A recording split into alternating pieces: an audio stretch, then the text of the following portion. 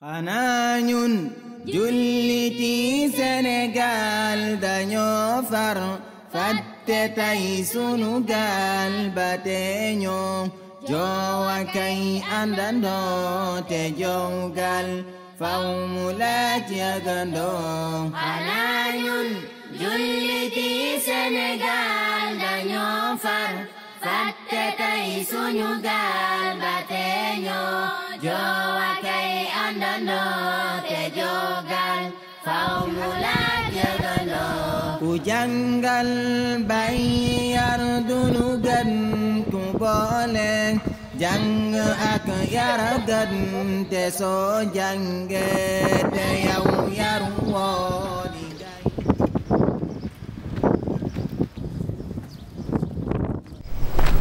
Ça va? Oui, for naa xaalis. Arrête!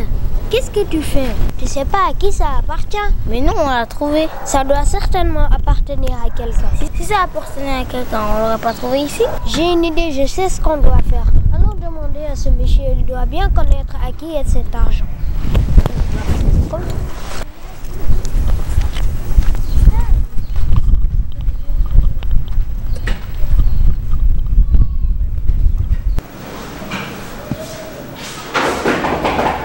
Bismillah.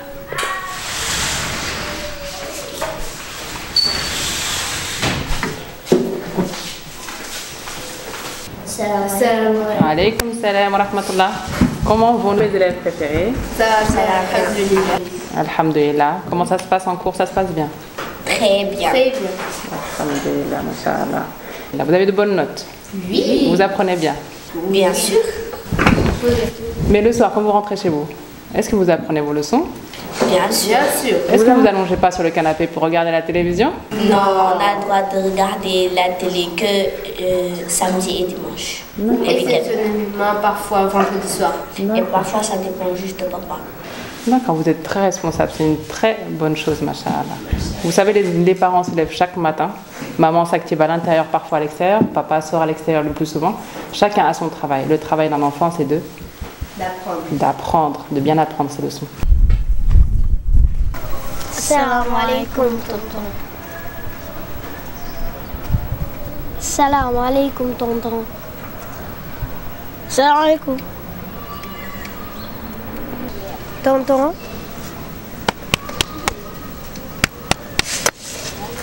waaw yéen moom li indi ay seen verte yi sax moom verte ngeen nag doole day sama gént gi dag ngeen ko sax ki nga la Moustapha dag ngeen sama gént gi de maa ngi doon gént lu am solo waaye nag fu ngeen jógee nii ah ñun de dañoo far xaalis te xamuñu ko moom léegi ñu ne xaar ñu ñëw jox la ko est-ce que xam nga ko moom 1000 francs yi moo nekk nii si kii moo nekk nii si kii waaw moom la kii yore nii waaw Moussa jox ko 1000 francs yi la waaw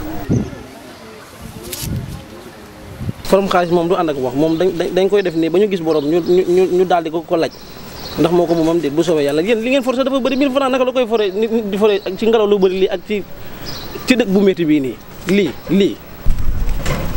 bu ngeen ko foroon bu ngeen ma fekkutoon fii leer na ma da ngay jël téeméer daal di ko jox téeméer yaa gën a am fit may wax sa xonqaay bi yaa gën a am fit waaye nag comme yegg si seen si man bu soobee yàlla dinaa ko laaj ba gis borom daal di ko jox kon yéen su ko defee mun ngeen di dem ngeen toogi dégg ngeen kon bàyyi ñu dem joxe ko maîtresse nga xamul. maîtresse lan maîtresse maa ko gën a xam ñi romb ci mbedd mi maa ko gën a xam ñi romb ci mbedd mi maa ko gën a xam foofu ngeen naan ma maîtresse ni te xam nga lan laa bëgg ngeen jaar ma nii si biir seen hôtesse yu bëri ngeen naan maîtresse wala dina for ay 1000 francs di ñaari téeméer ngeen for ko fi jamono bi toll nii xam nga ne du ma leen ko jox ngeen koy saxal pexe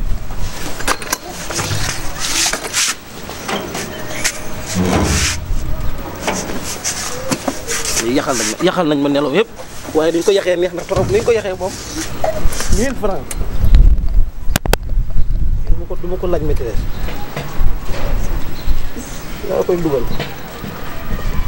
dugal daal di laaj oustaz lan la ci lislaam oustaz waxee li ci lislaam ba pare ma xool nu ma def ak moom lislaam ku bëri yërmande la lislaam moom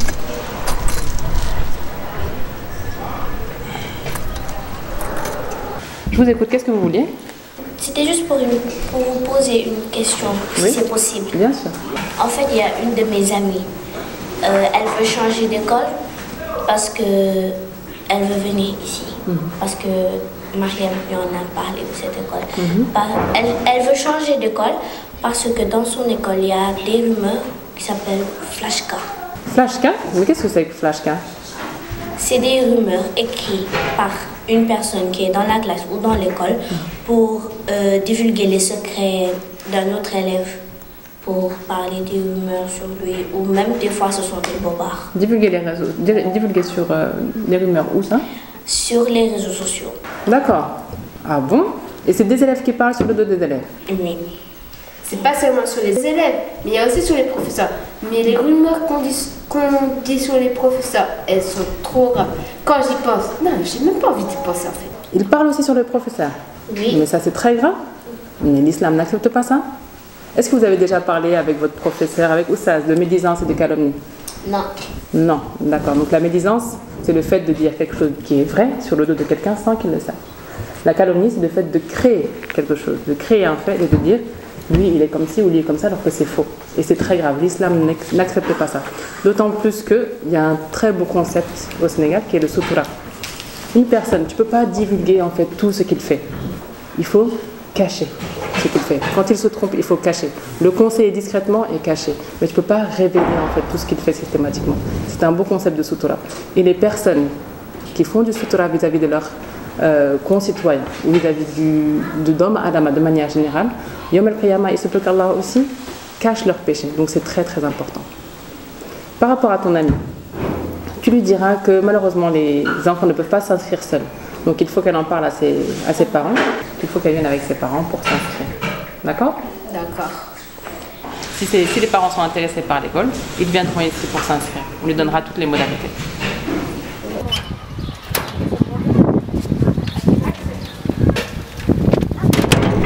salaamaaleykum Laye. waaw asalaamaaleykum. maaleykum salaam wa barakaatu. waaw nga jégal ma. bisimilah. xam naa ne yàkkamte nga trop mais nga jégal ma. waaw amul solo. dama la soxla woon tuuti. bisimilah tafaddal. maanaam. dama bëggoon nga jangal ma. dama bëggoon nga xajal ma ci sa temps bi ngay jangal booy. nga xajal ma ci tuuti ma jàng sama wàllu diine parce que xaw ma ci dara. ma jàngale man est-ce que rawuma laay di laqatu yow dafa mel da ngay nëbbatu de. yàlla mi ñu di moom xam na ne moom oustaz rawuma la. ndax li ngay def ci xale yi maa ngi koy gis. man lu moo xam ci sama wàllu diine bariwut. ma xam naa daal saar yu ndaw yi ci nekk ci suuf. mooy yu ndaw yi rek. yu ndaw yi nekk ci suuf noonu. mën naa ci tuuti waaye soo ko paasee. xaw ma ci dara ba pare tamit li ci gën a yéeme mooy. julli moom mën naa ko. bu may julli tamit xam naa li may wax. waaye bu julli gi yàqoo. nan laa koy defaree xaw ma ko. waaw xam nga l'islam moom am na yoo xam dañ koy jàng am na yoo xam ne mënta ñàkk doomu aadama xam ko comme booy jullee yi nga xamee ne faratal ak yooyu da ngay jël sa temps ndax jàng du wees mag ak ndaw a ci yam nit ki moom saa soo xamee ni jàng na rek dina xam boo joxee sa temps boo amee temps bu ndaw rek boo xamee ne mën nga ci sàkku xam-xam xam ci nooy jaamoo suñu borom subhanahu wa taala loolu lu baax la njàng moom ay ngëneel yu bëri ci tey nit waru koo sàggane incha allah loolu benn problème boo ñëwee rek incha allah comme maa ngi fi lundi ak vendredi incha allah saa soo xamee ni fekk nga fi dinaa taxaw dinaa la jàppale bu baax incha allah loolu benn problème loolu moom xewal la loolu benn problème dinaa ci taxaw incha allah man daal loolu yëpp balaa ngay dem sax loolu yëpp bu weesoo bëggoon naa la laaj benn mbir. bismillah tafaddal. Mais on n'a pas pu nous empêcher de lire ça. Karma Sutra. Ça signifie? Karma Sutra. Écoute, c'est un livre que je découvre actuellement. Donc Sutra, c'est un livre, et Karma, pour te donner la définition, c'est le destin, loi d'attraction, le mektoub, ou quoi que ce soit d'autre qui vous convienne. Donc la personne qui a écrit ce livre, il est en train de faire en fait sa biographie. Il explique les différentes étapes de sa vie qui l'ont mené à être cette personne qu'il est. C'est-à-dire une personne qui coach, c'est un coach professionnel. Et c'est aussi une personne qui invite chaque personne à être la meilleure version d'elle-même, à avoir confiance en lui. Et ce qui m'a beaucoup touchée, c'est qu'il est venu avec trois de ses élèves, pour offrir plus de 300 livres. Ils sont passés dans les écoles, ils sont passés dans les daras pour offrir en fait ce livre-là, afin que les Sénégalais ouvrent leurs horizons, qu'ils deviennent la meilleure version d'eux-mêmes. Mais ce que je remarque dans ce livre aussi, il y a quelques règles, comme je vois règle du karma numéro 7. Un obstacle n'est qu'une simple montagne qu'il faut franchir, rien de plus. Numéro 8, tu ne franchis pas une épreuve, tu te franchis toi. Et nous, on sait très bien qu'en islam, une épreuve, elle est là pour faire de toi une personne qui est meilleure. Donc j'apprécie le fait que ça fasse des liens entre la religion, enfin du moins que ça fasse écho à notre religion. J'apprécie cela. Est-ce que les élèves peuvent en profiter? Oui, bon, je pense d'abord le distribuer aux professeurs, une fois que j'aurai fini de lire. Pour les élèves, si je vois que le contenu est correct, qu'il n'y a pas de mots ou un vocabulaire parfois qui peut être un peu léger, on vous le transmettra. Mais bon, sinon, on vous parlera de quelques règles distinctes de temps en temps. D'accord? Vous avez d'autres questions? Non, merci. D'accord. Donc quand vous sortez, est-ce que vous pouvez m'appeler la personne qui est juste devant, s'il vous plaît? Ça fait un bout de temps qu'elle attend. Allez les filles, passez une bonne journée. Merci pour la personne qui est devant.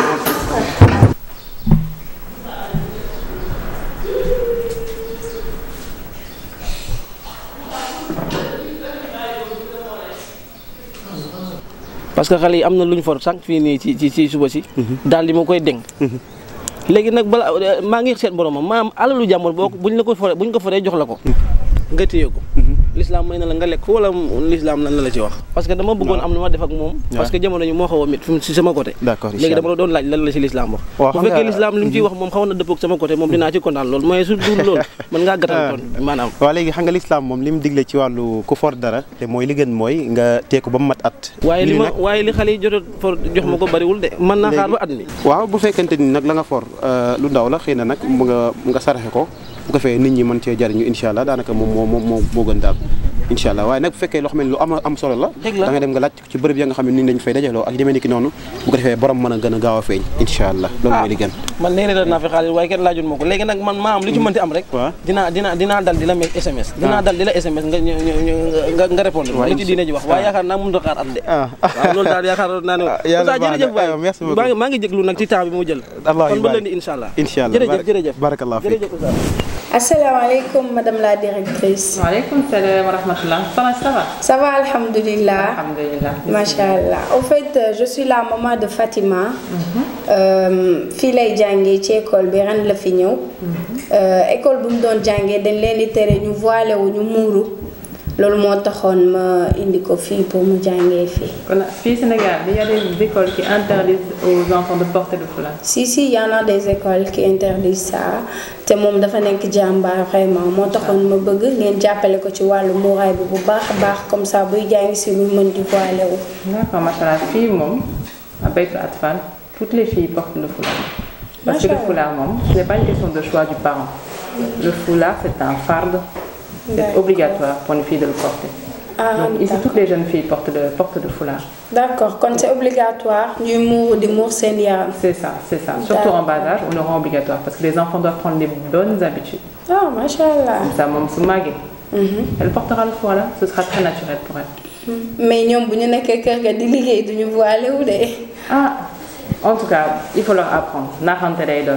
Mais la sourate est claire, El Ahzab en parle, le foulard, c'est une obligation. Ken Duko Foué, à l'intérieur comme à l'extérieur, à l'école comme à la maison.